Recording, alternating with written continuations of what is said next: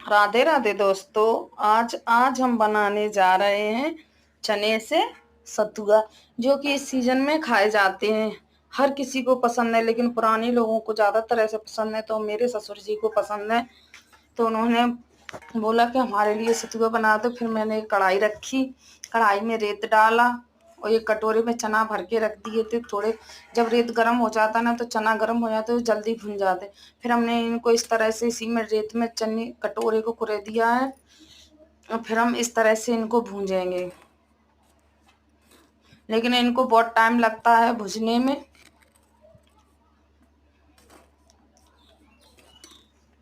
किस किस के यहाँ पे कौन कौन सतुआ बनाता है, किस तरह से बनाता है, सब अपने अपने अलग तरीके से बनाते हैं। हमारे यहाँ पर टीन नहीं थी, जो कि रिफाइंड की टीन आती है ना, वैसे तो ये टीन में भूंजे जाते हैं। तो फिर हमने कढ़ाई में इनको भूंजा है।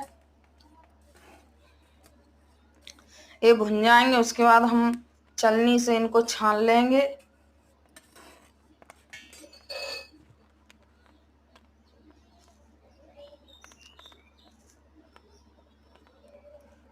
ये भून चुके हैं। इस तरह से हमने छलनी को इसमें छान लिया है। तो इसको छलनी से जैसे छानते हैं तो रेत ठंडा हो जाता है। फिर इसी रेत को दोबारा से कढ़ाई में डालेंगे। ये देखो मैंने छान कर ये निकाल लिए हैं। फिर रेत को दोबारा से डाला, दोबारा से रेत गर्म होगा उसी तरह से। फिर उसी तरह से फिर इसी को इसी में डाल देंगे, चने को।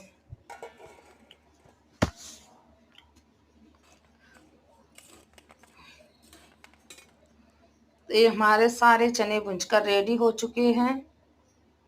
फिर इसके बाद वो हाथ वाली चक्की होती ना, छोटी वाली, फिर उससे हम इसके दौल बनाएंगे। और फिर थोड़े से गेहूं को भी भूंजा है हमने, क्योंकि सतुआ में थोड़े से गेहूं भी डाले जाते हैं।